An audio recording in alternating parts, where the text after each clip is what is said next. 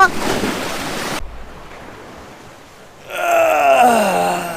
pique un peu ce matin. Ça pique un petit peu ce matin. Fatigué. Hier soir, je fais le coucher du soleil en bas de la dune. Bon, ça n'a rien donné, à part avoir un coucher du soleil magnifique. Parce qu'on a un cadre de pêche quand même qui est pas trop dégueulasse.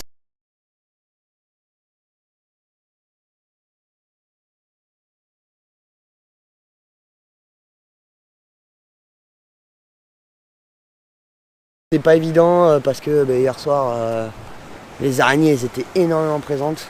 Donc elles bouffent les appâts. La seule chose qu'elles veulent pas manger, c'est le crabe. Quand on cherche justement à pêcher la dorade. Donc ça, c'est quand même plutôt cool. Bon, ça a pas donné. Là, ici, j'ai 2 canaux crabes qui sont dans une cuvette. Ici, là, il y a un gros trou. Quand on jette, quand on tient le plomb en main et qu'on attend, on sent quand même que le plomb il met du temps à descendre et du coup ça nous indique quand même la profondeur.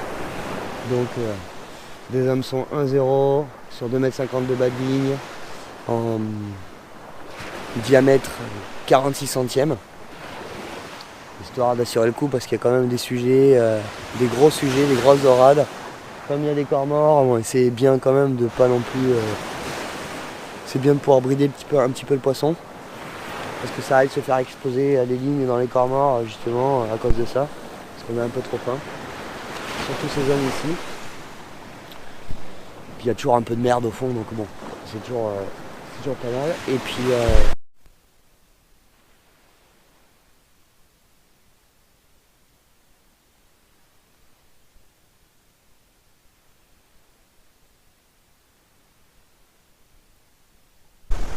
là, je viens d'avoir une espèce de touche de l'espace sur le crabe. Donc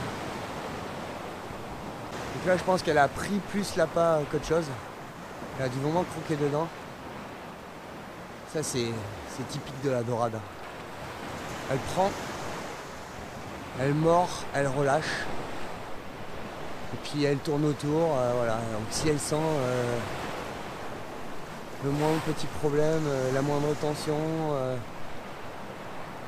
elle a tendance à se barrer.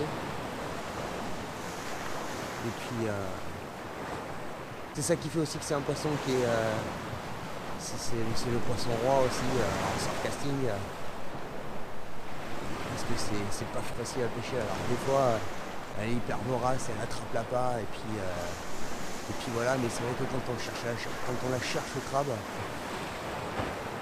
ce qui fait que la pêche elle est aussi excitante, c'est que voilà, c'est pas forcément tout le temps facile.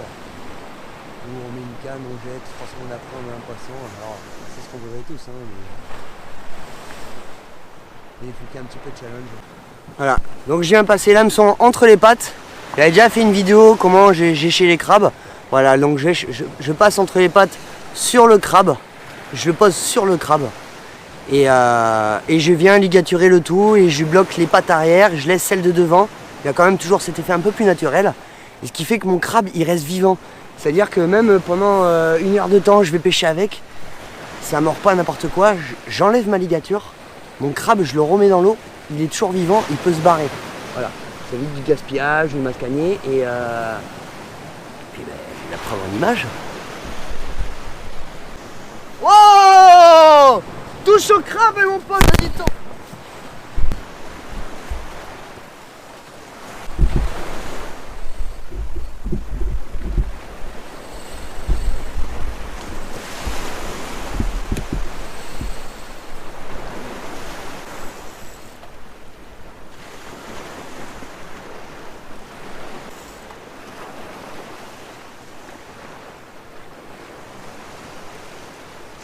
Oh là, je suis en adrénaline, je tremble. Je tremble.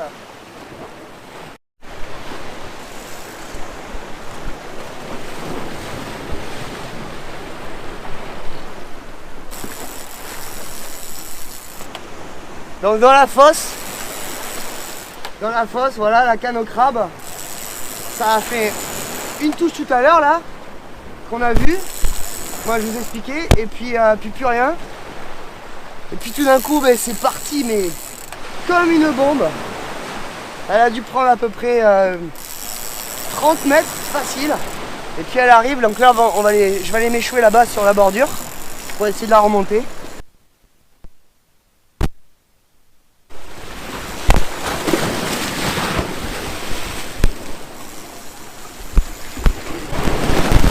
Là ça donne des bons coups.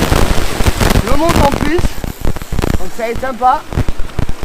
Bien sûr il faut aller la chercher. Il faut aller chercher, là il me semble qu'il y a...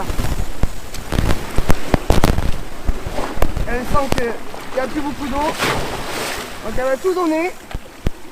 Il y a une belle dorade qui arrive.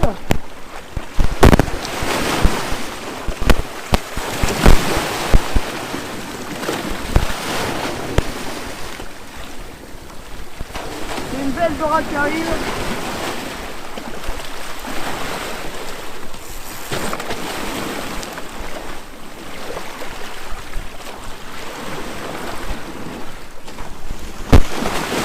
Voilà, j'avais pas menti les copains, regarde-moi ça. Regarde-moi ça là, si on n'est pas heureux. C'est ça qu'on est venu chercher, c'est ça. Oh là là, si c'est pas magnifique, regarde-moi ces poissons. C'est des trophées de guerre ça.